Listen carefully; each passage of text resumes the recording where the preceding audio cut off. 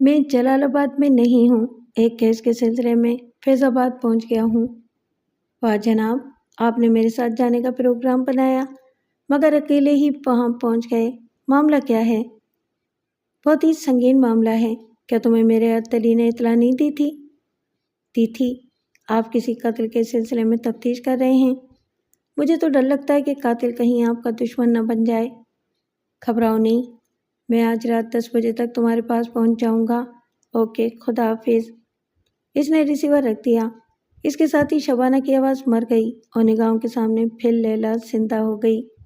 حالانکہ دیکھنے میں وہ شبانہ ہی نظر آتی تھی، صرف اپنی شوخی اور شرارت سے پہچانی جاتی تھی کہ وہ لیلا ہے۔ ایک خیال اس کے دل میں آیا کہ اگر لیلا آئندہ کبھی سنجیدہ بن کر پھر اسے فریب دے گی تو وہ کس طرح اسے پہچانے گا؟ کوئی ایسی پہچان ضروری ہے کہ وہ پہلی ہی نظر میں دونوں کے فرق کو واضح طور پر سمجھ لے۔ جب وہ جلال آباد واپس آیا اور رات کے 10:30 بجے گھر پہنچا تو شبانہ نے اسے دیکھتے ہی سر پر آنچل رکھ کر سلام کیا۔ یہ انداز شبانہ کے نیک اتوار کا ایک حصہ تھا۔ لیکن بیوی کی صورت دیکھتے ہی لیلا کا خیال آیا کہ کہیں وہ اب کی بار سنجیدہ ہو کر دھوکہ نہ دے رہی ہو۔ لیلا سے کچھ بعید نہ تھا، وہ شبانہ کے ایک ایک انداز کو جانتی اور سمجھتی تھی۔ بہن کی نکالی کرنا کوئی مشکل کام نہ تھا۔ وحید پاشا جب تک جاگتا رہا شبانہ کا بغور مطالعہ کرتا رہا، اس کے اٹھنے بیٹھنے، چلنے پھرنے اور ہنسنے بولنے کی اداؤں کو توجہ سے پڑھتا رہا۔ پھر اس نتیجے پر پہنچا کہ دونوں بہنوں میں کوئی خاص فرق نہیں ہے، صرف شوخی اور سنجیدگی کا فرق ہے، اور شوخ لیلا کسی وقت سنجیدہ بھی بن سکتی ہے۔ اس نے کہا، شبانہ، میں اکثر سوچتا ہوں کہ لیلا کبھی فریب دینے کے لیے تمہاری جگہ چلی آئے تو میں کس طرح پہچان سکوں گا کہ وہ کون ہے؟ شبانہ نے کہا، آپ خواہ اس سے بدظن ہو جاتے ہیں، وہ ایسی نہیں ہے کہ اپنی بہن کے ثواب پر ڈاکہ ڈالے۔ آپ اسے معاف کیوں نہیں کر دیتے؟ ایک شرط پر اسے معاف کروں گا اور اسے گھر میں آنے کی بھی اجازت دوں گا کہ پہلے میں تمہیں پہچاننا سیکھ لوں۔ وہ شکایتاً بولی، اچھا، یہی میری اہمیت ہے؟ 1.5 برس کی مدت میں آپ نے ابھی تک مجھے نہیں پہچانا ہے؟ کیا آپ ہم دونوں کو دیکھ کر الجھ جاتے ہیں؟ تو کم سے کم اتنا یاد رکھیں کہ وہ میری طرح سنجیدہ نہیں ہے۔ دور سے دیکھ کر پہچاننے کے لیے اتنا ہی کافی ہے کہ وہ ہمیشہ ننگے سر رہتی ہے، میرے سر پر آنچل رہتا ہے۔ قریب آ کر میرے اس ہاتھ کی انگلی کو دیکھیں، میں شادی کی انگوٹھی پہنے رہتی ہوں، پھر یہ کہ میرے دائیں طرف کا ایک دانت ٹوٹا ہوا ہے۔ وحید پاشا سوچنے لگا، شوخی سنجیدگی میں بدل سکتی ہے، وہ ننگے سر والی اپنے سر پر آنچل بھی رکھ سکتی ہے، اور جو انگوٹھی شبانہ نے پہنی ہے لیلا اس ڈیزائن کی دوسری انگوٹھی بنوا سکتی ہے، اور مجھے دھوکہ دینے کے لیے ایک دانت بھی نکلوا سکتی ہے۔ اس نے انکار میں سر ہلاتے ہوئے کہا، نہیں شبانہ، میں نے سوچا کہ ہمارے درمیان کوڈ ورڈز ہونے چاہیے۔ اب میں جو کہتا ہوں اسے یاد رکھو، جب میں خوابگاہ کا دروازہ بند کروں یا تم کرو تو اس وقت کہنا، آج اتوار کا دن ہے۔ میں جواب میں کہوں گا، خوابگاہ کا دروازہ بند ہو جائے تو دن نہیں رہتا۔ پھر تم آخری بات کہنا، ہر رات رنگین خواب نہیں آتے۔ شبانہ نے ہنستے ہوئے کہا، آپ تو مجھے جاسوسی کہانی کا کردار بنا رہے ہیں۔ اچھی بات ہے، آپ کے اطمینان کے لیے میں یہ سبق یاد رکھوں گی اور اس پر عمل کروں گی۔ دوسرے دن شبانہ نے فون پر لیلا کو یہ خوشخبری سنائی کہ وحید پاشا نے اسے معاف کر دیا ہے۔ اس کے بعد لیلا وہاں آنے جانے لگی۔ اکثر وحید پاشا سے سامنا ہوتا تو وہ سر جھکا کر گزر جاتا، حتی الامکان اس سے کترانے کی کوشش کرتا، پھر بھی دل بڑا پاپی ہوتا ہے، ہمیشہ ممنوعہ شے کے لیے مچلتا ہے۔ وحید نے کئی بار سنجیدگی سے سوچا کہ ایسا کیوں ہوتا ہے، مگر اس کا جواب اس کی سمجھ میں نہیں آیا۔ بہت کم لوگ اس حقیقت پر غور کرتے ہیں کہ گناہ میں کشش کیوں ہوتی ہے۔ اس لیے کہ انسان فطرتاً ضدی اور مہم جو واقع ہوا ہے، جہاں جانے سے روکا جاتا ہے وہاں بضد ہو کر جانا چاہتا ہے، کسی سے چھپ چھپ کر ملنے میں مہم جوئی کی حسرت پوری ہوتی ہے۔ ایک دن لیلا نے اسے دفتر کے نمبر پر کال کی، ہیلو وحید، اگر مجھے پہچان رہے ہو تو اتنا بتا دو کہ مجھ سے کتراتے کیوں ہو؟ وحید پاشا نے دل پر جبر کرتے ہوئے جواب دیا، اس لیے کہ میں ایک غلطی کے بعد دوسری غلطی نہیں کرنا چاہتا۔ मुझे आइंदा फ़ोन न करना। इतना कहकर उसने रिसीवर रख दिया। लैला की आरज़ू थी, लेकिन वो ज़ाहिर नहीं करना चाहता था। लैला के सामने अपनी पोजीशन से गिरना नहीं चाहता था। वो चाहता था कि अखलाकी ज़ाब्तों का पास रहे। चुपके से गुनाह हो जाए तो कोई बात नहीं, मगर चेहरे से गुनाह ज़ाहिर नहीं होना चाहिए। शाम को वो दफ्तर से घर आया। शबाना अपने मैके गई हुई थी। इसने सुबह कह दिया था कि दूसरे दिन वापस आएगी। इसने लिबास तब्दील करके रेडियो ऑन किया। मुलाजिम चाय रखकर चला गया। इसी वक्त शबाना वापस आ गई। इसे देखते ही वहीद पाशा के दिल ने धड़कते हुए कहा, लैला आ गई। पहले इसने दूर से देखा, इसके सर पर आंचल था। जब वो करीब आई तो इसकी उंगली में शादी की अंगूठी थी और टूटा हुआ दांत उस वक्त तक नजर न आता जब तक कि वो मुंह खोलकर कहका न लगाती। वहीद पाशा ने पूछा, तुम वापस क्यों आ गई? वो कुछ मुरझाई हुई सी थी। उसने कहा, मेरे सर में दर्द हो रहा है। मैंने अब्बाजान से कह दिया कि फिर किसी दिन आऊँगी और मैं चली आई। वहीद ने इसके शाने पर हाथ रखकर कहा, आओ मैं तुम्हारा सर दाबता हूँ, आराम आ जाएगा। वो इसके पास से घूमकर दरवाज़ा बंद करने के लिए गया। इसे इस बात का इंतज़ार था कि शबाना कोड वर्ड्स अदा करेगी, लेकिन इधर खामोशी रही। वहीद पाशा का दिल फिर धड़कने लगा। इसने दरवाजे को बंद करने के बाद पलट कर देखा। वो सिंगार में इसके पास खड़ी अपनी पेशानी को यूं सहला रही थी जैसे वाकई सर में दर्द हो रहा हो। वहीद ने खुद ही कोड वर्ड्स का पहला हिस्सा अदा किया। आज इतवार का दिन है। नहीं तो, वो पलट कर बोली, आपको दिन भी याद नहीं रहते? आज मंगल है। वो खुश होकर बोला, तुम्हें देखकर दिन तो क्या दुनिया को भूल जाता हूँ। वो इसके करीब आया। अब नई मोहब्बत थी, नए जज्बे थे। तकरीबन 1 घंटे बाद वहीद ने पूछा, मेरा ख्याल है कि अब तुम्हारे सर का दर्द दूर हो गया होगा। वो हंसती हुई बोली, तुम फ़ोन पर नफ़रत करते हो और बाद में मोहब्बत। बड़े भोले हो। वो भोला बन गया। हैं, ये तुम क्या कह रही हो? तुम कौन हो? वही जिससे नफ़रत भी करते हो और मोहब्बत भी। मैं तुम्हारे पास हूँ, लो मेरा गला घोट दो। वो बिस्तर से उठकर दूर चला गया।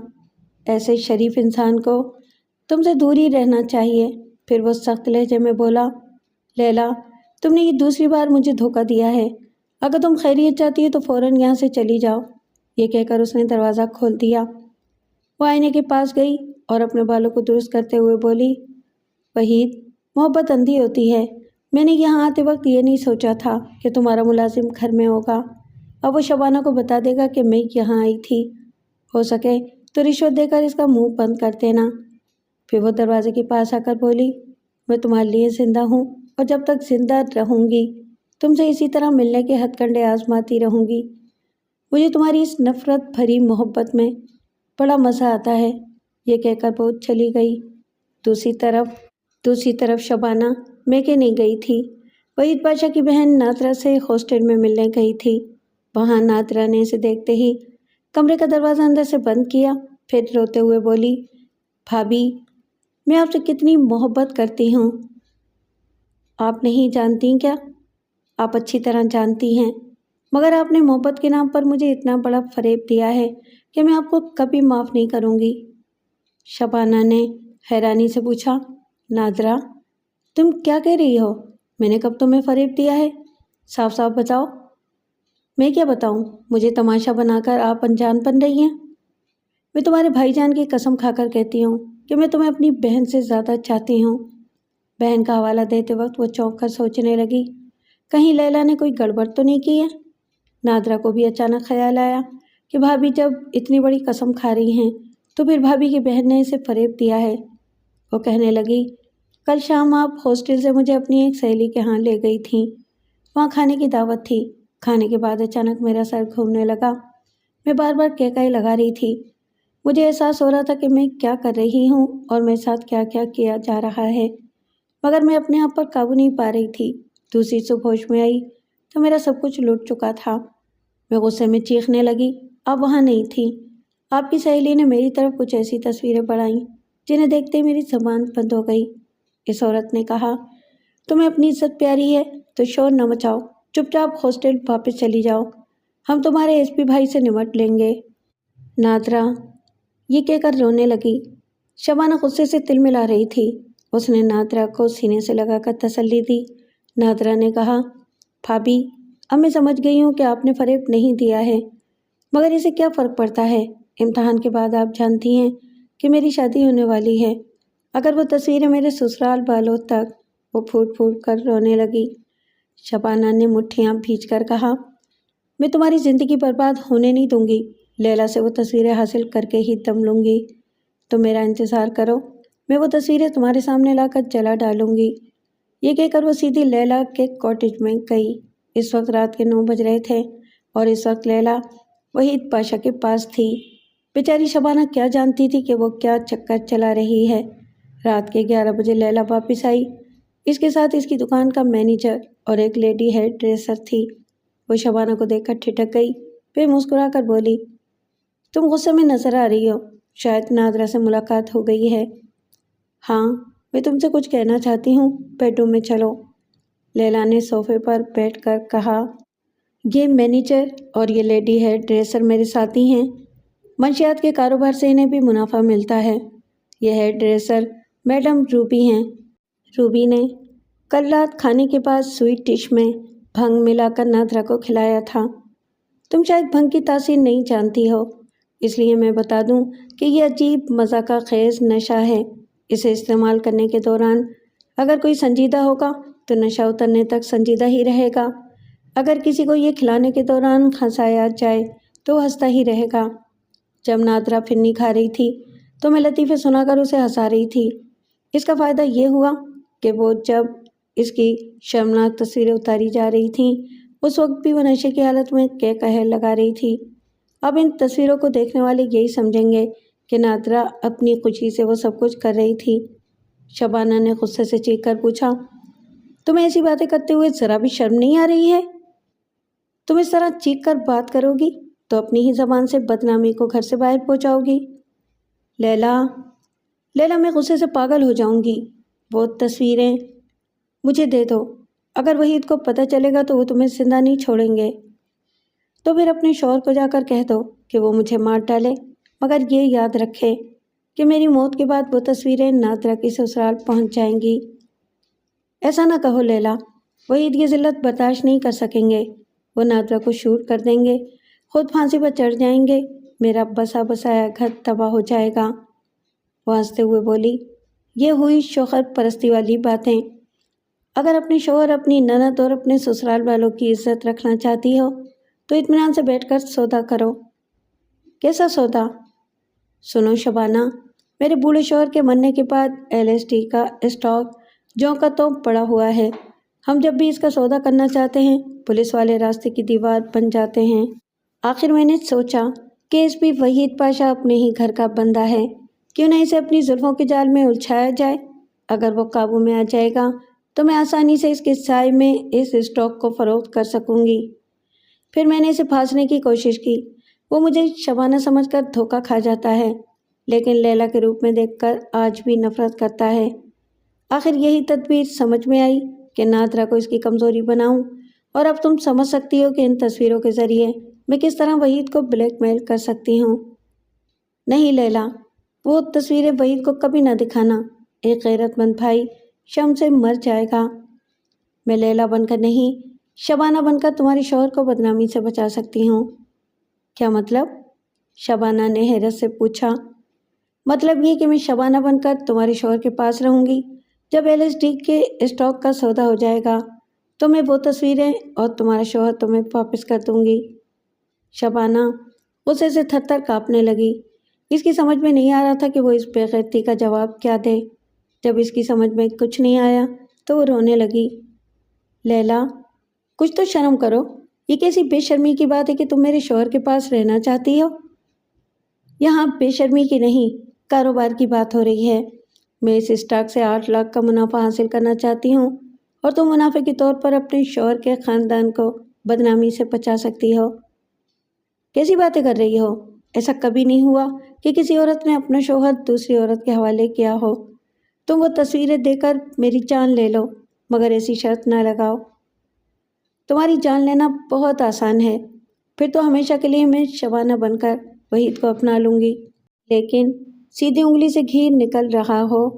तुम्हें खून खराबा पसंद नहीं करती। तुम जल्दी फैसला करो। इनकार करना है तो इनकार कर दो। मैं सुबह वो तस्वीरें वहीद के पास पहुंचा दूंगी। अगर उसने भी दोस्ती नहीं की और मुझे नुकसान पहुंचाया तो मेरे साथी वो तस्वीरें नादरा की ससुराल पहुंचा देंगे। शबाना दोनों हाथों से सर थाम कर सोफे पर बैठ गई। अगर वह इनकार करती तो वहीद पाशा जैसे मुअज़्ज़िज़ ऑफिसर की इज्जत दो कौड़ी की भी न रहती। नादरा ऐसी बदनाम होती कि फिर किसी शरीफ घराने से इसका रिश्ता ना आता। इसने डूबते हुए दिल से सोचा, अगर मैं तुम्हारी बात मान लूँ तो क्या तुम वो तस्वीरें मुझे वापस कर दोगी? हाँ, मगर अभी नहीं। मैं तुमसे पहले कह चुकी हूँ, जब मेरा काम हो जाएगा तो मैं वो तस्वीरें और तुम्हारा शौहर तुम्हें वापस कर दूंगी। अगर तुम्हारे दिमाग के किसी गोशे में ये बात है कि वहीद पाशा मुझे कबूल नहीं करेगा तो मैं तुम्हारी इत्तला के लिए कह दूं कि मैं शबाना बनकर 2 बार इसकी तन्हाई में जा चुकी हूँ। शबाना ने चौंक कर इसे देखा। वो बता रही थी कि वो किस तरह वहीद पाशा के साथ फैज़ाबाद गई थी और आज शाम को भी इसकी कोठी में जाकर और 9:30 बजे तक वहीद के साथ वक्त गुजार कर अभी वापस आ रही है। शबाना को यकीन नहीं आ रहा था। लैला ने कहा, टेलीफोन तुम्हारे पास रखा हुआ है, रिसीवर उठाओ और वहीं से पूछ लो। शबाना ने रिसीवर उठाकर अपनी कोठी के नंबर डायल किए। थोड़ी देर बाद वहीद पाशा से राब्ता कायम हो गया। उसने कहा, हेलो वहीद, मैं शबाना बोल रही हूँ।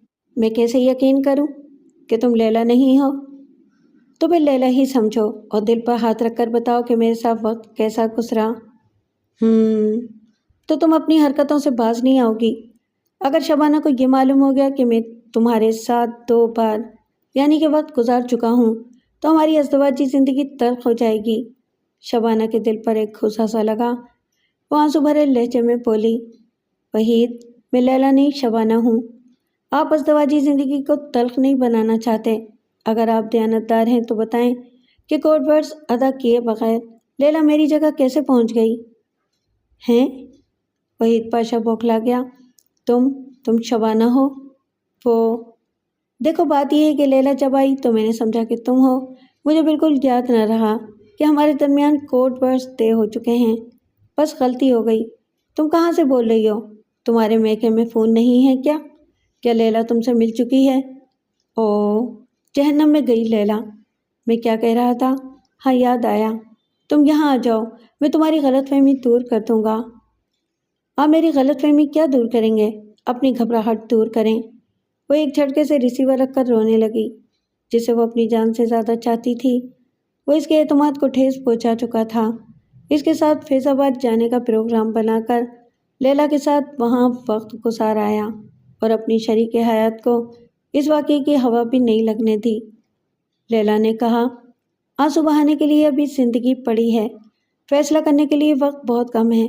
बोलो, शोहर चाहती हो या इसकी इज्जत?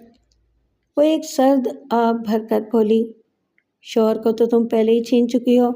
अब छीनने के लिए क्या रह गया है? मुझे तुम्हारी शर्त मंजूर है। शाबाश। लैला अपनी जगह से उठकर इसके पास आई, फिर करीब बैठते हुए बोली, अब मुझे बताओ कि मियाँ बीवी के दरमियान कोड वर्ड्स क्या हैं? इसके अलावा शोहर के साथ और भी ख़ास बातें, ख़ास अदाएँ वगैरह वगैरह जो कुछ हैं, मुझे तफसील से बताओ। वो आंसू पोंछती हुई अपनी जगह से उठकर बोली, बेडरूम में चलो, मैं तन्हाई में सब कुछ बता दूंगी।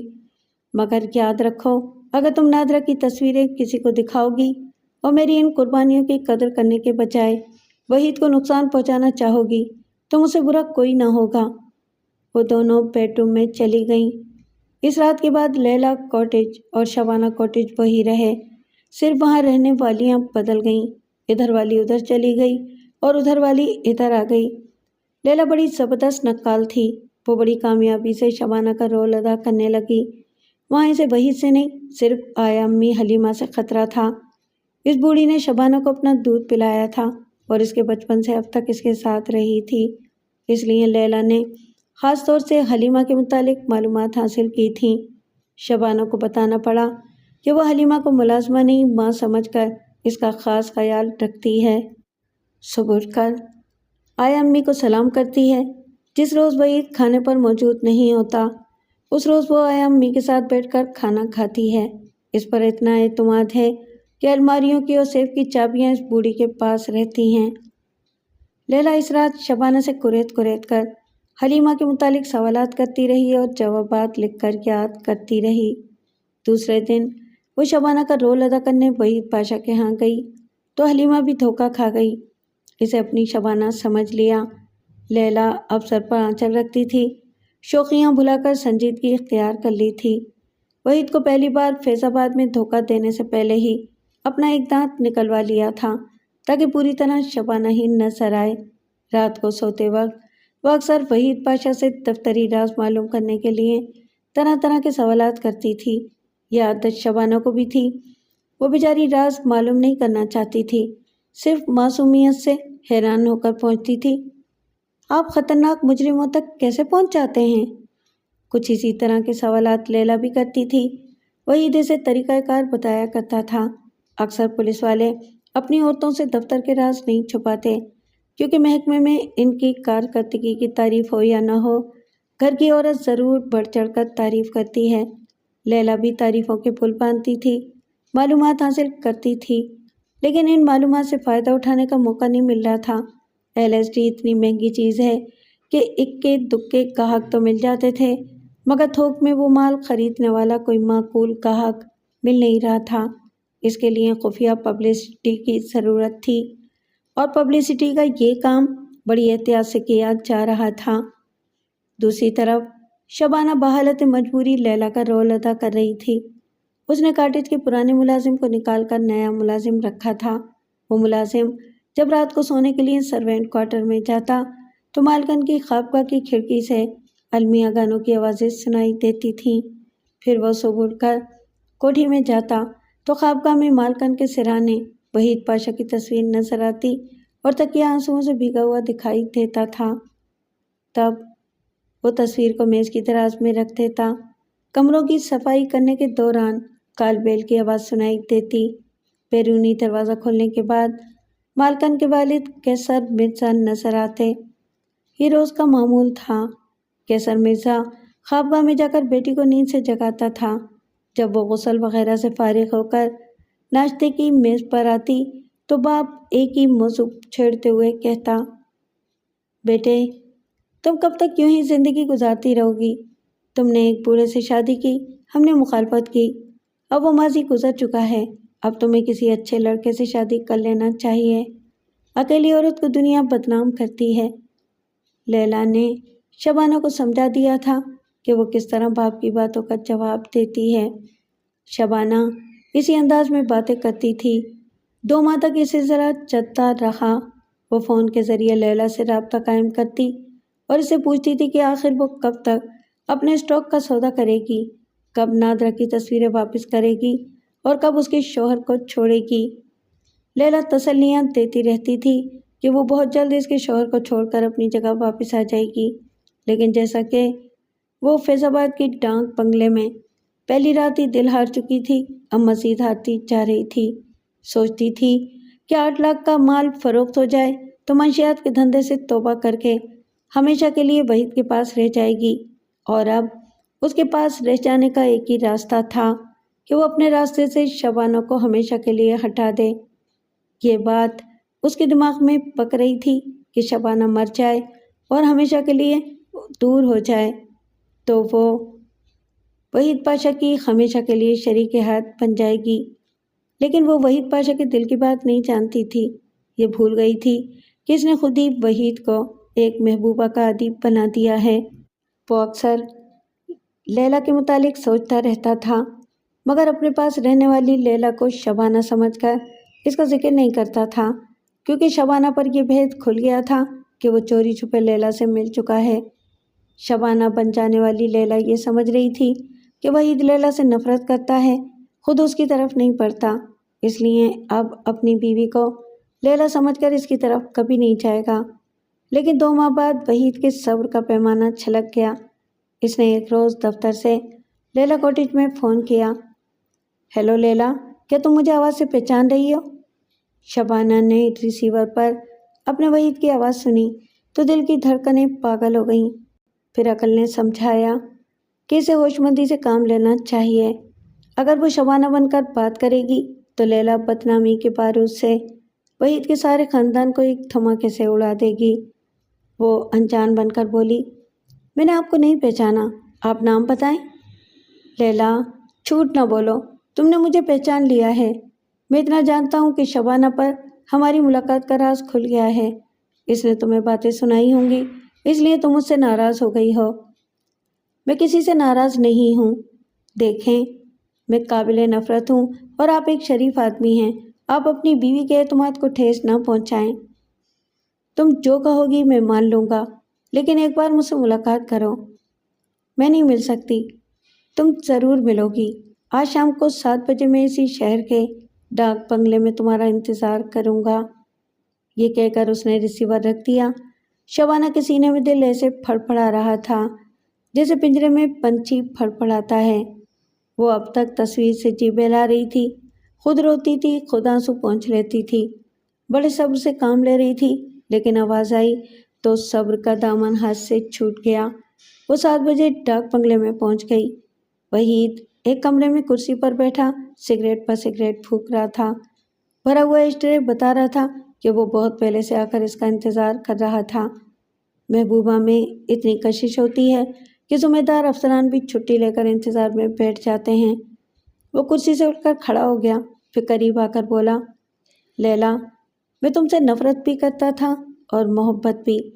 2 माह तक तुम्हारी खबर न मिली तो मुझे पता चला कि मैं तुमसे नफ़रत नहीं करता हूँ, तो मेरी अहम ज़रूरत बन गई हो। वहीद, मुझे गौर से देखो और बताओ कि मुझ में और शबाना में क्या फ़र्क है, और अगर कोई फ़र्क नहीं है तो फिर मुझ में ऐसी क्या बात है कि शबाना को फ़रेब देकर मेरे पास आते हो। वहीद ने इसके करीब आकर इसे गहरी नज़रों से देखते हुए कहा, मैंने बहुत सोचा है, तब ये बात समझ में आई है कि हम हमेशा एक ही टाइम टेबल के मुताबिक ज़िंदगी नहीं गुजार सकते। एक जैसी रात आए तो सो जाओ, एक जैसी सुबह आए तो उठकर अपने काम धंधे से लग जाओ। इंसान ज़िंदगी की यकसानियत से उकताकर तब्दीली चाहता है। बेशक रात एक जैसी होती है, मगर इसे गुजारने के अंदाज मुख्तलिफ हो सकते हैं। तुम दोनों एक दूसरे से मुख्तलिफ क्यों हो, ये बात समझ में आ गई है। फ़र्क ये है कि वो बीवी है और तुम महबूबा। दुनिया वालों से छुप छुप कर महबूबा से मिलने में ऐसा लुत्फ़ हासिल होता है कि मैं बयान नहीं कर सकता। अगर बीवियां भी यकसानियत से उकता कर दुनिया वालों से छुप कर अपने महबूब से मिलती हैं, तो फिर तुम जैसे मर्दों के नज़रियात क्यों बदल जाते हैं? तुम इन्हें बदचलन क्यों कहते हो? इसने हंसते हुए कहा, आज तो तुम बागियाना किस्म की बातें कर रही हो। मैं ये तो नहीं कहता कि इस तरह मिलना जायज़ है, मर्द हो या औरत, ये सब के लिए गुनाह है, लेकिन क्या किया जाए, गुनाह इतना हसीन और पुरकशिश होता है कि अपनी तरफ खींच लेता है। इसने दरवाज़ा बंद करके शबाना को अपने करीब कर लिया। ये इंसान भी क्या चीज़ है? महबूबा घर में आकर बीवी बन जाए तो उकता जाता है, और बीवी घर से बाहर आकर महबूबा बन जाए तो खुशी से पागल हो जाता है। आम बीवियों की तरह अब लैला इस बात से बेखबर थी कि वहीद पाशा शबाना को मजबूर समझकर इससे मिल रहा है। वो अपने तौर पर शबाना को रास्ते से हटाने की फिक्र में थी और हलीमा को अपने एतमाद में ले रही थी। इससे अक्सर पूछती थी, आया अम्मी, मैं क्या करूं? लैला मेरे सुहाग की दुश्मन बन रही है। मैं अक्सर देखती हूँ कि वहीद खोए खोए से रहते हैं, इसी कमबख्त को याद करते रहते हैं। हलीमा ने कहा, बेटी, वो तुम्हारी बहन नहीं दुश्मन है। मेरा तो जी चाहता है कि इसका गला घूंट दूँ। सच आया अम्मी, मैं भी यही सोचती हूँ। वो मर जाती तो मेरे सर से बोझ उतर जाता। तुम्हारे सोचने से वो नहीं मरेगी, तुम पढ़ी लिखी हो। अपने मियाँ की दफ्तरी फाइल को देखकर मुजरिमों के नाम और पते मालूम कर सकती हो। किसी किराए के कातिल को कुछ दे दिलाकर इस हर्राफा को ठिकाने लगा सकती हो। वो खुश होकर हलीमा से लिपट गई। आया अम्मी, आपने बहुत अच्छी तदबीर बताई है। मैं सोचूंगी कि इस पर किस तरह अमल किया जा सकता है। इस रात वहीद पाशा ने इसे बताया कि वो दूसरे दिन स्कॉटलैंड जा रहा है। लैला पर घबराहट तारी हो गई। इसने पूछा, आप अचानक स्कॉटलैंड क्यों जा रहे हैं? कोई बहुत ही अहम काम है। कल डीआईजी साहब से मुलाकात होगी तो पता चलेगा। तुम कल 2 बजे मेरा सामान लेकर एयरपोर्ट आ जाना। मुझे घर आने का वक्त नहीं मिलेगा। लैला ने वो रात بڑی بے چینی سے گزاری۔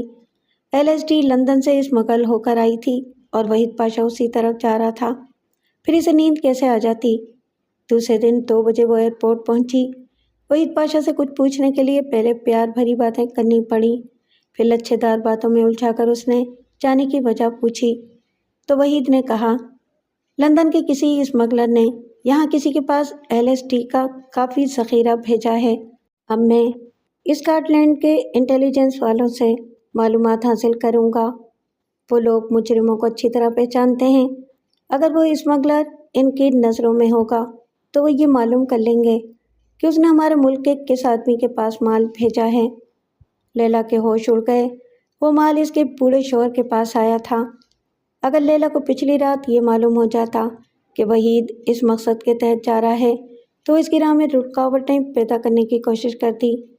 یہ بھی غنیمت ہی تھا کہ وہ بیوی بن کر وقت سے پہلے آنے والے خطرے کو سمجھ گئی تھی۔ وحید کے روانہ ہونے کے بعد وہ سیدھی اپنی دکان میں پہنچی اور پرائیویٹ روم میں آ کر اس نے مینیجر اور میڈم روبی کو طلب کیا اور انہیں حکم دیا کہ 2 دن کے اندر LSD کے اسٹاک کو کسی بھی قیمت پر فروخت کر دو، خطرہ سر پر منڈلا رہا ہے۔ مینیجر نے کہا، فی الحال ہماری نظروں میں جتنے گاہک ہیں ہم ان سے رابطہ قائم کرتے ہیں اور ان سے کہتے ہیں کہ وہ اپنی اپنی بولی دیں اور نقد رقم لے کر کل شام کو پرنس کلب پہنچ جائیں۔ اسی جگہ مال کی ڈیلیوری ہوگی اور وہ تمام مال موجودہ لیلا کی کار کی ڈگی میں رکھا رہے گا۔ ایک مکمل منصوبہ بنانے کے بعد لیلا دوسرے دن شبانہ کے پاس آ کر بولی، اگر آج تم میری تھوڑی سی مدد کرو تو LSD کا اسٹاک فروخت ہو جائے گا۔ میں آج ہی رات نادرا کی تمام تصویریں تمہیں دے دوں گی۔ میں تمہاری مدد کروں گی، بتاؤ مجھے کیا کرنا ہے؟ تم آج شام کو اپنی کار میں، یعنی کہ میری کار جو اب تمہاری ہی کار ہے، اس کار میں پرنس کلب جاؤ۔ بالکونی کی میز پر میرا مینیجر ایک شخص کے ساتھ بیٹھا ہوگا، تم ان کے ساتھ بیٹھ کر تھوڑی دیر تک تاش کھیلتی رہو، بس اتنا ہی کام ہے۔ یہ بات سمجھ میں نہیں آتی کہ میرے تاش کھیلنے سے تمہارا کیا بھلا ہوگا؟ تم نہیں سمجھو گی، یہ سب پولیس والوں کو چکر دینے کے ہتھ کنڈے ہیں۔ آخر کچھ تو سمجھاؤ۔ اوہو، اچھا سنو، میں پولیس والوں کی نظروں میں مشکوک ہوں۔ تم کلب میں بیٹھی تاش کھیلتی رہو گی تو وہ تمہیں لیلا سمجھ کر تم پر نظر رکھیں گے۔ میں اسی کلب کے پارکنگ ایریا میں اطمینان سے مال کا سودا کرتی رہوں گی۔ کہیں میں کسی مصیبت میں تو نہیں پھنس جاؤں گی؟ کیسی باتیں کرتی ہو؟ نہ تمہارے پاس مال ہوگا نہ تم مال کا سودا کسی سے کرو گی، پھر کس کی مجال ہے کہ تمہیں کسی طرح کا الزام دے؟ تم بے فکر ہو کر جاؤ، بس میرا اتنا سا کام کر دو۔ شبانہ راضی ہو گئی کیونکہ انتظار کی گھڑیاں ختم ہو رہی تھیں۔ نادرا کی تصویریں اور اس کا شوہر اسے واپس ملنے والا تھا، مگر لیلا کو یہ نہیں معلوم تھا کہ پرنس کلب کی فون کالیں ٹیپ کی جاتی ہیں۔ اس کے مینیجر کو آخری وقت یاد آیا کہ ایک اور رئیس اعظم ہے جو LSD کی اونچی بولی دے سکتا ہے۔ یہ یاد آتے ہی اس نے کلب کے فون کا ریسیور اٹھا کر اس رئیس اعظم کو کال کیا، پھر اس کی باتیں انٹیلیجنس والوں تک پہنچ گئیں۔ شبانہ ان باتوں سے بے خبر بالکونی والی میز پر بیٹھی مینیجر وغیرہ کے ساتھ رمی کھیل رہی تھی۔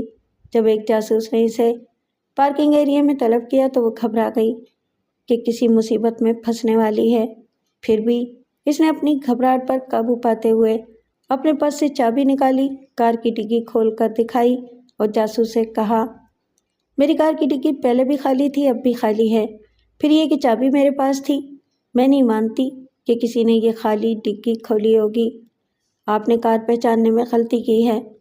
جاسوس اسے انٹیلیجنس کے دفتر لے گیا، وہاں اس نے فون کال کی ریکارڈنگ اسے سنائی۔ شبانہ نے ریکارڈ کی ہوئی مینیجر کی آواز پہچان لی۔ وہ LSD کے سودے کے لیے کسی کو بلا رہا تھا اور اسے سمجھا رہا تھا کہ کوڈ ورڈز میں کار نمبر K32101 کا سودا ہوگا۔ شبانہ نے جاسوس سے کہا، بے شک اس فون کال میں میری کار کا نمبر بتایا گیا ہے، لیکن میں نہیں جانتی کہ یہ کون لوگ ہیں اور میرے خلاف کس قسم کی سازش کر رہے ہیں۔ انٹیلیجنس والے طرح طرح کے سوالات کر کے اسے پریشان کر سکتے تھے، لیکن یہ الزام ثابت نہیں کر سکتے تھے۔ وہ بڑی مشکلوں سے جان چھڑا کر لیلا کے پاس آئی اور غصے میں بولی، تم نے میرے ساتھ فراڈ کیوں کیا؟ ابھی میں جس کوٹھی میں رہتی ہوں وہ تمہاری ہے، جو کار استعمال کرتی ہوں وہ بھی تمہاری ہے، اس کی دوسری چابی یقیناً تمہارے پاس ہے۔ تم نے اس کی ڈکی میں LSD کا اسٹاک رکھا تھا اور اسی کار کو کوڈ ورڈز کے طور پر بھی استعمال کر رہی تھیں، یعنی میرے کندھے پر بندوق رکھ کر چلا رہی تھیں، اسی لیے انٹیلیجنس والے مجھے پکڑ کر لے گئے۔ لیلا ہنسنے لگی۔ شبانہ نے اپنا منہ کھول کر پلاسٹک کا مصنوعی دانت نکالا، پھر اس کے آگے رکھتے ہوئے بولی، تمہاری جیسی ہیرا پھیری کرنے والی عورت میں نے کہیں نہیں دیکھی۔ تم نے شبانہ بننے کے لیے اپنا ایک دانت نکلوا دیا اور مجھے لیلا بننے کے لیے پورے 32 دانت بنائے رکھنے کے لیے یہ دانت لگائے رکھنا پڑا۔ بس بہت ہو چکا، اب تو تمہارا کام بھی ہو چکا ہے، وہ تصویریں واپس کرو اور میرے گھر سے جاؤ۔ وہ بدستور ہنستی ہوئی بولی، شبانہ تم نے واقعی میرا بڑا ساتھ دیا۔ میں نے جلدی میں 8 لاکھ کا مال 4.5 لاکھ میں فروخت کر دیا۔ کل صبح میں اس رقم کو کہیں حفاظت سے رکھوں گی، اس کے بعد کل رات کو تمہارے پاس آؤں گی، تمہاری اپنی بہن بن کر تمہارے حقوق واپس کروں گی۔ مجھے امید ہے کہ کل تم میری دعوت کا اہتمام کرو گی۔ تم نے آج تصویریں واپس کرنے کا وعدہ کیا تھا اور اب کل پر بات ڈال رہی ہو۔ آخر تم مجھے اس طرح پریشان کیوں کر رہی ہو؟ صرف ایک ہی رات کی تو بات ہے شبانہ، کل رات میں تمہارے ہاں دعوت پر آؤں گی، ہم دونوں بہنیں ساتھ بیٹھ کر کھانا کھائیں گے۔ تمہیں سویٹ ڈش پسند ہے نا؟ میں بھی کل کھانے کے بعد میٹھا کھاؤں گی، اس کے بعد میں تمہیں تصویریں نگیٹو کے ساتھ واپس کروں گی، پھر تم شبانہ بن کر یہاں سے واپس چلی آنا۔ شبانہ کو مجبوراً اس کی بات ماننا پڑی۔ وہ مصنوعی دانت اٹھا کر وہاں سے چلی گئی۔ دوسری صبح لیلا نے حلیمہ سے کہا، آیا امی، میں کل ساری رات سو نہیں سکی۔ ہائے بیٹی، مجھے جگا لیا ہوتا۔ یہ موئی لیلا جب تک زندہ رہے گی تمہیں کبھی سکون سے نیند نہیں آئے گی۔ آیا امی، میں تھک گئی ہوں، اب اسے برداشت نہیں کر سکتی۔ کل اس نے مجھے رات کو کھانے پر بلایا ہے، پہلے میں نے سوچا کہ اسے کھانے میں زہر دے دوں، مگر اس کے گھر جا کر اسے زہر دوں گی تو یہ بات چھپی نہیں رہے گی۔ ارے بیٹی، مجھ سے کہو، میں اس کمبخت کو زہر دے کر سلا دوں گی۔ اگر میں پکڑی بھی گئی تو میری زندگی کتنی رہ گئی ہے، یہ باقی زندگی میں اپنی بیٹی پر قربان کر دوں گی۔ اس نے حلیمہ کی گردن میں باہیں ڈال کر کہا، نہیں آیا امی، آپ کو اور وحید کو دیکھ دیکھ کر میں جیتی ہوں، میں آپ پر آنچ بھی نہیں آنے دوں گی۔ میں نے ایک کرائے کے قاتل سے تمام معاملات طے کر لیے ہیں، وہ کہتا ہے کہ میں کسی طرح لیلا کو بے ہوش کر کے اسے اس کی کوٹھی میں چھوڑ آؤں، پھر وہ جا کر چپکے سے اسے قتل کر دے گا۔ بیٹی، یہ کیا بات ہوئی؟ اول تو اسے بے ہوش کس طرح کیا جائے گا؟ اگر وہ بے ہوش ہو جائے گی تو کیا ہم اسے ہلاک نہیں کر سکیں گے؟ نہیں، کسی کی جان سے کھیلنے کے لیے بڑے دل گردے کی ضرورت ہوتی ہے۔ مجھ میں اتنی ہمت نہیں ہے کہ اس کو ہلاک کروں، پھر ہمیں کسی قسم کا خطرہ مول لینا نہیں چاہیے۔ اس قاتل نے مجھے ایک نشیلی دوا دی ہے، اگر وہ دوا لیلا کی میٹھی پلیٹ میں ملا دی جائے تو وہ میٹھا کھانے کے بعد نشے میں مدہوش ہو جائے گی۔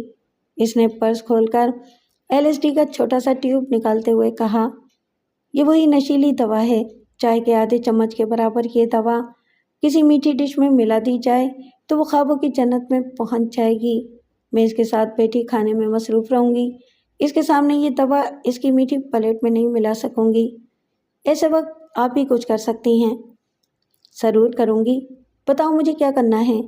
لیلا نے کہا، وہاں لیلا کا ایک ہی ملازم ہے، آپ وہاں جاتے ہی اس کے ساتھ کام میں لگ جائیں، اسے اوپری کام میں لگا دیں اور خود کھانا نکال لیں اور تمام ڈشیں میز پر پہنچانے کے فرائض انجام دیں۔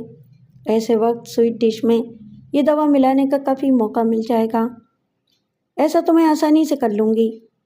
جب وہ مدہوش ہونے لگے گی تو ہم اسے سہارا دے کر خوابگاہ میں لے جائیں گے، آپ وہاں سے فوراً کچن میں چلی جائیں گی تاکہ اس ملازم کو وہاں کاموں میں الجھائے رکھیں۔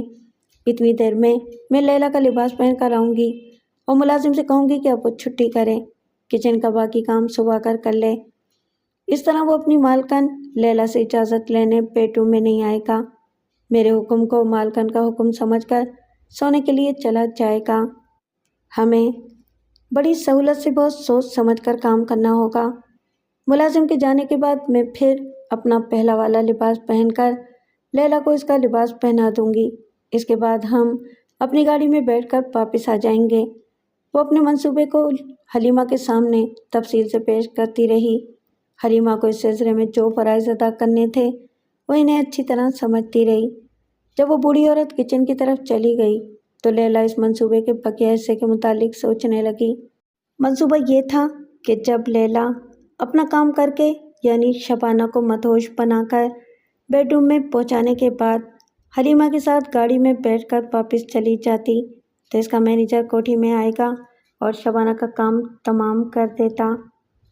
شبانہ کو قتل کرنے کی دو وجوہات تھیں، ایک تو یہ کہ لیلا وحید کو چھوڑنا نہیں چاہتی تھی اور دوسری وجہ یہ تھی کہ اسکاٹ لینڈ جانے والے وحید کو یہ معلوم ہو سکتا تھا کہ LSD لیلا کے مرحوم شوہر کے پاس بھیجی گئی تھی اور شوہر تو کب کا مر چکا تھا، اس لیے لیلا کا محاسبہ کیا جا سکتا تھا۔ پولیس والوں کی نظروں میں وہ پہلے ہی بدنام تھی، اسی لیے اس نے یہ فیصلہ کیا کہ لیلا کے نام کو ہمیشہ کے لیے مار ڈالا جائے۔ لیلا کے کاٹیج میں قتل ہونے والی شبانہ کے ساتھ لیلا کا نام ختم ہو گیا۔ لاش کو اس لیے غائب کرنا پڑا کہ پوسٹ مارٹم کے وقت اس کے منہ سے پلاسٹک کا وہ مصنوعی دانت نکل آتا اور یہ راز کھل جاتا کہ قتل ہونے والی شبانہ ہے اور لیلا اپنا ایک دانت نکلوا کر شبانہ بنی بیٹھی ہے۔ اب اس عورت کو صرف وحید پاشا پہچان سکتا تھا اور پہچان بھی صرف ایک تھی، کوڈ ورڈز۔ مگر افسوس کہ شبانہ نے بحالت مجبوری وہ کوڈ ورڈز بھی لیلا کو بتا دیے تھے۔ وحید پاشا کار کی پچھلی سیٹ سے ٹیک لگائے اپنے ماضی میں گم تھا۔ اسکاٹ لینڈ میں ہی اسے یہ خبر مل چکی تھی کہ لیلا قتل کر دی گئی ہے۔ اس خبر سے اس کے دل کو زبردست دھچکا لگا تھا۔ وہ جیسی بھی تھی اس کی محبوبہ تھی، اس کی تنہائیوں میں خوشگوار تبدیلیاں لائی تھی۔ وہ اپنی بدنام محبوبہ کو بھلا نہیں سکتا تھا۔ اپنے ملک کی زمین پر قدم رکھتے ہی اسے بتایا گیا کہ لیلا کی لاش غائب کر دی گئی ہے اور پولیس والے الجھ گئے ہیں کہ وہ لاش لیلا کی تھی یا شبانہ کی۔ اب تو سبھی یہ کہہ رہے تھے کہ صرف وحید پاشا زندہ شبانہ یا زندہ لیلا کی شناخت کر سکتا ہے، اور یہ درست بھی تھا۔ وہ اپنی دانش میں کوڈ ورڈز کے ذریعے شناخت کر سکتا تھا، لیکن سچ بات یہ ہے کہ وہ بڑی سخت آزمائش میں مبتلا ہو گیا تھا۔ یہ خیال بار بار اس کے دماغ میں چکرا رہا تھا کہ لیلا پہلے بھی ایک بار شبانہ بن کر دھوکہ دے چکی ہے، دوسری بار دھوکہ دینے کے لیے آئی تو کوڈ ورڈز ادا نہ کر سکی۔ اس کے باوجود وحید نے انجان بن کر اس کے ساتھ وقت گزار لیا، لیکن اب وہ کیا کرے گا؟ وہ جس عورت کو پہچاننے جا رہا تھا، اگر وہ لیلا ہوئی اور اس نے کوڈ ورڈز ادا نہ کیا تو کیا وہ اسے قانون کے حوالے کر دے گا؟ اس محبوبہ پر ظلم کر سکے گا جو چور دروازے سے آ کر اسے چور شوخیاں دیتی رہی؟ اگر وہ لیلا ہوگی تو یقیناً اس نے بہت بڑی سازش کی ہوگی، اس کی وفادار بیوی کو قتل کیا ہوگا اور اس کی جگہ لینے آ گئی ہوگی۔ ایسی صورت میں وہ وفادار بیوی کا انتقام لے گا یا اسے اپنی پناہ میں چھپا لے گا؟ گاڑی اس کی کوٹھی کے احاطے میں داخل ہونے لگی۔ وہاں پولیس والوں کا سخت پہرا تھا۔ وہ کار سے اتر کر کوٹھی کے برآمدے میں آیا۔ ایک پولیس انسپکٹر نے کہا، جناب، آپ کے ایک ملازم اور بوڑھی ملازمہ کو تھوڑی دیر کے لیے کوٹھی سے نکال دیا گیا ہے۔ آپ 15 منٹ کے اندر ہمیں اطلاع دیں کہ آپ کے لیے کوئی خطرہ نہیں ہے۔ DIG صاحب کا حکم ہے کہ 15 منٹ کے بعد ہم بغیر اجازت کوٹھی میں داخل ہو جائیں۔ آپ میری گھڑی سے وقت ملا لیں۔ وحید نے وقت ملاتے ہوئے کہا، تم ڈرائنگ روم میں آ کر ٹیلی فون کے پاس بیٹھو، میں بیڈ روم کے فون کے ذریعے تمہیں اطلاع دوں گا۔ وہ دونوں ڈرائنگ روم میں داخل ہوئے۔ شبانہ اس کا انتظار کر رہی تھی، اس کے سر پر آنچل تھا۔ وحید نے قریب آ کر دیکھا، انگلی میں شادی کی انگوٹھی تھی۔ وہ شوخی کے بجائے بڑی سنجیدگی سے اپنے محبوب کو سوالیہ نظروں سے دیکھ رہی تھی۔ وحید نے اس کا ہاتھ تھام کر کہا، شبانہ، تمہاری بہن کی موت نے ہم سب کو الجھا دیا ہے، میں اس الجھن کو دور کرنا چاہتا ہوں، میرے ساتھ آؤ۔ وہ اس کے ساتھ آہستہ آہستہ باتیں کرتا ہوا بیڈ روم میں آیا، پھر دروازے کو اندر سے بند کرنے لگا۔ اسی وقت شبانہ کی آواز سنائی دی، آج اتوار کا دن ہے۔ یہ سنتے ہی وحید کی عجیب حالت ہو گئی۔ اسے اس بات کا اطمینان تو ہوا کہ بیوی زندہ ہے، مگر دکھ بھی پہنچا کہ محبوبہ کو قتل کر دیا گیا ہے۔ اس نے جواب میں کوڈ ورڈز ادا کیے۔ شبانہ نے ہنستے ہوئے پھر جواباً کہا، ہر رات رنگین خواب نہیں آتے، لیکن میرے چاروں طرف رنگ ہی رنگ ہیں۔ مجھے بہن کی موت کا ذرا بھی غم نہیں ہے، آج میں بہت خوش ہوں۔ یہ کہہ کر وہ پھر ہنسنے لگی۔ وحید کی پیشانی پر پل پڑ گئے۔ شبانہ ایسی سنگدل تو نہیں تھی اور ایسی شوق نہیں تھی کہ ہنستی پل کھاتی ہوئی سوئچ بورڈ کے پاس جا کر سوئچ پر ہاتھ رکھے اور سر گھما کر معنی خیز انداز میں وحید کو دیکھے۔ اس نے سوئچ آف کر دیا۔ ایک لمحے کے لیے تاریکی چھا گئی۔ وحید نے پوچھا، یہ کیا حرکت ہے؟ تم نے پہلے کبھی اس انداز سے شوخی نہیں دکھائی؟ تاریکی سے جواب ملا، کیا انداز بدلنا جرم ہے؟ آخر میں اپنے میاں کو ہی تو شوخیاں دکھا رہی ہوں۔ وحید کا دل بے اختیار دھڑکنے لگا۔ کبھی یہی بات لیلا نے اس سے کہی تھی۔ سوئچ آن ہو گیا۔ اب کمرے میں زیرو پاور کی ہلکی روشنی تھی۔ شبانہ نے اپنے سر سے آنچل ڈھلکا دیا تھا۔ شبانہ کی آنکھیں محبت سے جگمگا رہی تھیں۔ وحید پاشا کی ایک آنکھ لیلا کو اور دوسری آنکھ شبانہ کو دیکھ رہی تھی۔ اس کی سمجھ میں نہیں آ رہا تھا کہ اپنے سامنے والی کو کیا سمجھے۔ صرف وہ کوڈ ورڈز ایسے تھے جو اسے شبانہ بنا کر پیش کر رہے تھے۔ اس نے ٹیلی فون کے پاس آ کر ریسیور اٹھایا، پھر ڈرائنگ روم میں بیٹھے ہوئے انسپکٹر سے رابطہ قائم ہونے کے بعد کہا، میں مطمئن ہوں لیلا کا قتل ہوا ہے، میری بیوی زندہ سلامت ہے۔ یہ کہہ کر اس نے ریسیور رکھ دیا، پھر نیلی روشنی کی دھند میں چلتا ہوا اس کے پاس آیا، اسے چھونے کے لیے ہاتھ بڑھایا۔ وہ شاخ گل کی طرح لچکتی ہوئی اس کی پہنچ سے دور جا کر مسکرانے لگی۔ وحید نے گہری سنجیدگی سے پوچھا، اب مجھے سچ سچ بتا دو کہ وہ کوڈ ورڈ تمہیں کیسے معلوم ہوئے؟ اس کے حسین چہرے پر سے ایک سایہ سا گزر گیا۔ وہ کوئی جواب نہ دے سکی۔ وحید نے قریب آ کر نرمی سے پوچھا، میں تم سے محبت کرتا ہوں، تمہیں قانون کے حوالے نہیں کروں گا، صرف اتنا بتا دو کہ شبانہ کیسے ماری گئی ہے اور وہ کوڈ ورڈز تمہیں کیسے معلوم ہوئے؟ اس نے خود کو اس کی گرفت سے آزاد کیا اور پھر ایک قدم پیچھے ہٹ کر بولی، جب تم سمجھ ہی رہے ہو کہ میں تمہاری بیوی نہیں ہوں تو پھر کوئی سوال نہ کرو، کیونکہ سوال کا جواب دینے کے لیے بیوی مجبور ہوتی ہے اور محبوبہ خود مختار ہوتی ہے۔ اگر میں جواب نہ دوں تو کیا تم غصہ دکھاؤ گے؟ نہیں لیلا، محبوبہ سے نہ ناراض ہوا جاتا ہے نہ اسے ناراض کیا جاتا ہے۔ تمہاری مرضی ہو تو جواب دو، میں تو صرف اپنی الجھن دور کرنا چاہتا ہوں۔ اچھا تو سنو، وہ میری بہن تھی، دشمن نہیں تھی، میں نے اسے قتل نہیں کیا۔ میں تم سے ملنے کے لیے یا تمہیں حاصل کرنے کے لیے اتنا بڑا جرم نہیں کر سکتی۔ میں نے اسے رات کے کھانے پر بلایا تھا، اس نے مجھے یہ نہیں بتایا کہ تم ملک سے باہر گئے ہو۔ میں سمجھ رہی تھی کہ تم یہاں موجود ہو۔ تم سے ملنے کے لیے میں نے اسے نشیلی دوا کھلا دی، اسے اپنے بستر پر سلا دیا۔ حلیمہ میرے ملازم کے ساتھ کچن میں کام کر رہی تھی، میں نے شبانہ کا لباس پہن کر اسے اپنا لباس پہنا دیا۔ جب حلیمہ آئی تو میں نے کہا، لیلا کے سر میں درد ہو رہا تھا، وہ سو گئی ہے، چلو ہم واپس چلیں۔ میں شبانہ بن کر یہاں تم سے ملنے آ گئی۔ یہاں آ کر پتہ چلا کہ تم مجھ سے بہت دور چلے گئے ہو۔ میں خوابگاہ کا یہ دروازہ بند کر کے یہاں کی ایک ایک چیز کو دیکھنے لگی۔ پھر میں نے شبانہ کے کپڑے دیکھے، طے کیے ہوئے کپڑوں کے نیچے مجھے اس کی ایک ڈائری ملی، یہ دیکھو۔ اس نے الماری کھول کر ڈائری نکالی، پھر ڈائری کے چند اوراق پلٹ کر وحید کو دکھاتے ہوئے کہا، اس صفحے کو پڑھو، وہی کوڈ ورڈز لکھے ہوئے ہیں جو ابھی دروازہ بند کرتے وقت میری زبان سے ادا ہوئے ہیں۔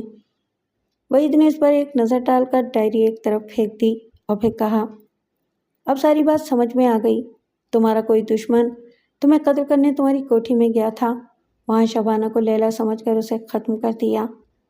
او خدایا، وہ کتنی وفادار اور محبت کرنے والی بیوی تھی، میں اسے کبھی بھلا نہیں سکوں گا اور تمہیں بھی الزام نہیں دوں گا، تم نے میری محبت سے مجبور ہو کر ایسا کیا۔ تم نہیں جانتی تھی کہ کوئی قاتل اپنا کام کر جائے گا، میں قاتل کو ضرور گرفتار کروں گا۔ لیلا، میں صدمے سے نڈھال ہو رہا ہوں، مجھے سہارا دو۔ ڈی آئی جی کے ڈرائنگ روم میں پولیس کے اعلیٰ افسران کے علاوہ انسپکٹر زندہ دل بھی موجود تھا۔ وحید پاشا اسکاٹ لینڈ سے جو رپورٹ لے کر آیا تھا، اس رپورٹ پر گرما گرم بحث ہو رہی تھی۔ خاص طور پر بحث اس نقطے پر جاری تھی کہ لیلا کا قتل کیوں ہوا۔ قاتل اس کی موت سے کیا فائدہ حاصل کرنا چاہتا تھا؟ ایک افسر نے کہا۔ اسکاٹ لینڈ یارڈ کی رپورٹ سے ثابت ہو گیا کہ LSD کا ذخیرہ حشمت بیگ کے پاس آیا تھا۔ لیلا اس کی بیوہ تھی اور اس کے کاروبار میں ملوث تھی، لیکن مال کی سودے بازی کوئی اور کرتا تھا۔ اس سوداگر نے جب یہ دیکھا کہ حشمت بیگ کے رشتے سے لیلا گرفت میں آ جائے گی اور پولیس والے تشدد کے ذریعے اس سے راز اگلوا لیں گے، تو اسے قتل کر دیا گیا۔ تمام افسران نے سر ہلا کر تائید کی۔ ایک افسر نے کہا، بے شک قتل کی یہی وجہ ہو سکتی ہے، لیکن ایک اہم سوال یہ ہے کہ لیلا کی لاش کو غائب کرنے کی کیا وجہ ہو سکتی ہے؟ سب سوچنے لگے۔ ایک اور افسر نے کہا، پہلے ہم یہ سمجھ رہے تھے کہ لیلا نے شبانہ کو قتل کیا ہے اور لاش کو پوسٹ مارٹم سے بچانے کے لیے اسے غائب کر دیا گیا ہے، لیکن مسٹر پاشا نے اپنی شریک ہاتھ شبانہ کو پورے یقین سے پہچان لیا ہے۔ مسٹر پاشا کی یقین دہانی کے بعد ہمیں یہ سوچنا ہے کہ لیلا کی لاش کو پوسٹ مارٹم سے بچانے کے لیے غائب نہیں کیا گیا ہے، لاش اٹھا کر لے جانے کی کوئی اور اہم وجہ ہے۔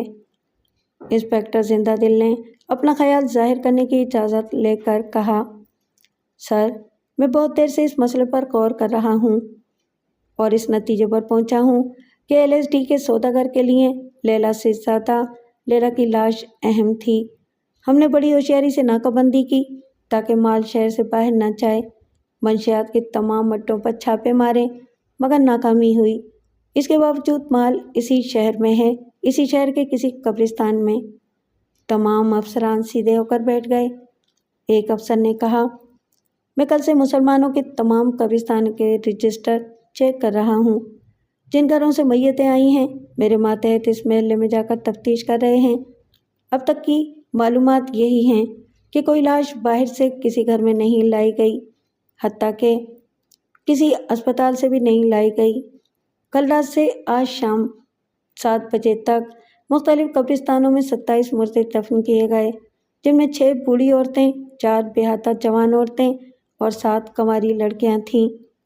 زندہ دل نے کہا، وہ مال مسلمانوں کی کسی قبر میں چھپایا نہیں جا سکتا، کیونکہ ہمارے مذہب میں مردوں کو صرف کفن میں لپیٹ کر دفنایا جاتا ہے، اور 8 لاکھ کا مال کسی کفن میں چھپایا نہیں جا سکتا۔ دوسرے افسر نے کہا، میں نے عیسائیوں کے قبرستان کا رجسٹر چیک کیا ہے۔ پچھلے 24 گھنٹوں میں وہاں 2 مرد اور 3 عورتیں دفن کیے گئے ہیں۔ ان میں سے ایک عورت اسپتال کی مریضہ تھی۔ میں نے اس پتے پر پہنچ کر اس کے عزیزوں سے ملاقات کی ہے۔ انہوں نے اسپتال کے کاغذات پیش کر کے مجھے مطمئن کر دیا۔ زندہ دل نے کہا، وہ کاغذات جعلی بھی ہو سکتے ہیں سر۔ میں درخواست کرتا ہوں کہ اس قبر کے تابوت کو کھولنے کی خصوصی اجازت دی جائے۔ لاش غائب کرنے کی وجہ سامنے آ جائے گی۔ سب آپس میں چیمگوئیاں کرنے لگے۔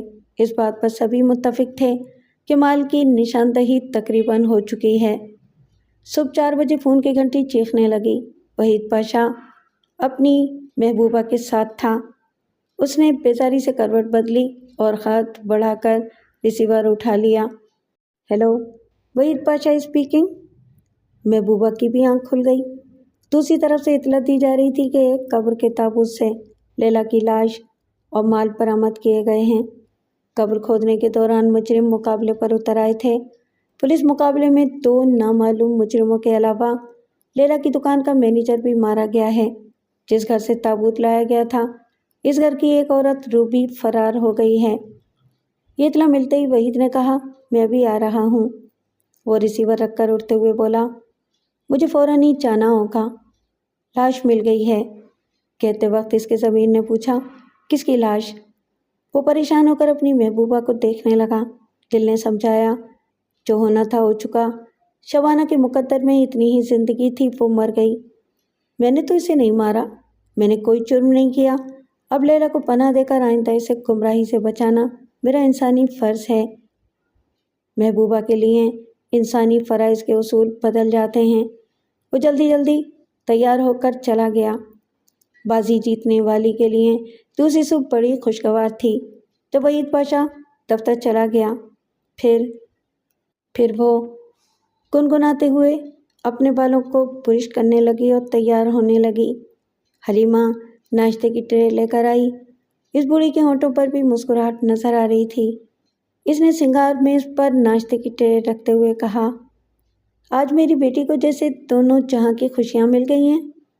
वो बूढ़े हाथों को थाम कर अकीदत से बोली, आया अम्मी, आपने जवानी में मुझे दूध पिलाकर मेरी परवरिश की, बुढ़ापे में अपनी जहानत से इसे ठिकाने लगाकर मेरे सुहाग को सलामत रखा है। मेरी अपनी माँ होती तो वो भी मेरे लिए इतना ना करती। बेटी, मैं तो तुम्हारे लिए जान भी दे दूँ, मगर तुम ही ने मुझे गैर समझकर इस हकीकत को छुपाए रखा। मेरी भी मत मारी गई थी, लैला को पहचान ही न सकी। वो तुम्हारे कत्ल के मंसूबे बना रही थी और मैं उसका साथ दे रही थी। जब मैं परसों रात इसके साथ लैला कॉटेज में पहुंची तो तुमने मुझे देखते ही आया अम्मी कहकर सलाम किया, तब मैं चौंक गई। आया अम्मी तो सभी कह सकते हैं, लैला भी कहती थी, लेकिन कहने में अदायगी का जो फ़र्क होता है वो फ़र्क मैंने इसी वक्त महसूस कर लिया। मजबूरी से भी अम्मी कहा जाता है। लैला की ज़बान पर वो मजबूर लहजा था और अकीदत से भी अम्मी कहा जाता है। दूध का चटखारा लेने वाली तुम्हारी ज़बान में वो अकीदत थी। मैं उलझ कर रह गई कि आखिर किस्सा क्या है। तुम्हारे एक अंदाज़े तखातुब पर मेरा दिल क्यों बेख्तियार धड़क रहा है। तब मैं तुम्हारी एक एक हरकत को तवज्जो से देखने और समझने लगी। लैला की हिदायत के मुताबिक मैंने खाने की तमाम डिशें मेज़ पर लाकर रखीं, सिर्फ स्वीट डिश को किचन में महफूज रखा। फिर तुम दोनों ने खाना शुरू किया। तुमने पहला लुकमा उठाते ही बिस्मिल्लाह कहा तो मेरे जहन को ज़बरदस्त झटका पहुंचा। ये तालीम तो मैंने तुम्हें दी है कि कोई भी काम शुरू करते वक्त बिस्मिल्लाह ज़रूर पढ़ा करो। मैं तुम्हारी आया हूँ, तुम्हारी माँ हूँ, तुम्हारी मौल्लिमा हूँ, मगर बाज़ मौल्लिम दूसरों को तालीम देकर खुद भूल जाते हैं। मैं भी भूल गई थी, लेकिन इस वक्त मेरे दिमाग ने चीख चीख कर कहा कि मेरी बेटी दौलतमंद होकर बहुत कुछ भूल सकती है, मगर इस्लामी अतवार को नहीं भुला सकती। तब मैंने बाजी पलट दी। जो मीठी प्लेट LSD से आलूदा थी, इसे लैला के सामने लाकर रख दिया और दूसरी प्लेट तुम्हें दे दी। जब प्लेट खाली हो गई तब मैंने तुम्हें बताया कि लैला ने किस तरह तुम्हें कत्ल करने का मंसूबा बनाया है। ये सुनते ही लैला ने अचार की बोतल की तरफ हाथ बढ़ाया। वो अचार की खटास से नशा हिरन करना चाहती थी। मैंने बोतल इससे छीन कर कहा, लैला, ये कॉटेज और यहाँ की ख्वाबगाह तुम्हारी है। अब तुम्हें ख्वाबगाह में जाकर लिटाया जाएगा और जिस कातिल को तुमने शबाना के लिए बुलाया है वो तुम्हारे पास आएगा। वो गिड़गिड़ाने लगी, तुमसे इल्तिजाएं करने लगी कि इसे ख्वाबगाह में न पहुँचाया जाए। अगर तुम इसे कातिल से बचाओगी तो वो नादरा की तमाम तस्वीरें वापस कर देगी। शबाना ने एक गहरी सांस लेते हुए कहा, हाँ, इस वक्त मुझे भी अक्ल आ गई थी। मैंने इसे वादा किया कि पहले वो तस्वीरें वापस करे, फिर मैं इसे ख्वाबगाह में छोड़कर नहीं जाऊंगी, अपने साथ घर ले जाऊंगी। इसे मेरी शर्त माननी पड़ी। इसने बताया कि ख्वाबगाह में बिस्तर के सिरहाने वाली मेज़ की निचली दराज की 2 तहें हैं। इनके दरमियान वो तस्वीरें नेगेटिव के साथ रखी हुई हैं। ये कहकर उसने आया अम्मी को देखा, वो मुस्कुरा रही थी। शबाना अपनी जगह से उठकर उसके बूढ़े सीने से लग गई और फिर अचानक ही रोने लगी। ए बेटी, अब क्यों रो रही हो? तुमने इसे हलाक नहीं किया, वो तो खुद अपने खोदे हुए गड्ढे में गिर पड़ी है। ये बात नहीं है अम्मी। फिर क्या बात है? क्या आप भी मुझसे कुछ छुपाओगी? नहीं, वो अब भी लैला को चाहते हैं, मुझे लैला समझ रहे हैं। अच्छा? हलीमा ने ताज्जुब का इज़हार किया। आया अम्मी, ज़िंदगी की ठोकरों ने मुझे सिखा दिया है कि एक बीवी को सिर्फ घरेलू टाइम टेबल के मुताबिक ज़िंदगी नहीं गुजारनी चाहिए। कभी कभी अपने अंदाज और अपने तौर तरीके बदल कर महबूबा बन जाना चाहिए। मैं महबूबा हूँ, मेरा नाम लैला है। मैं सुहागन हूँ, मेरा नाम शबाना है। मेरा और उनका रिश्ता जायज़ है, लेकिन मैं महबूबा के चोर दरवाजे से नाजायज़ रिश्ते का चारा डालकर इन्हें हासिल करती रहूँगी। वो चुप हो गई। आया अम्मी भी चुप थी। ज़िंदगी में ऐसे मोड़ भी आते हैं जहाँ चुप के रिश्ते भले लगते हैं।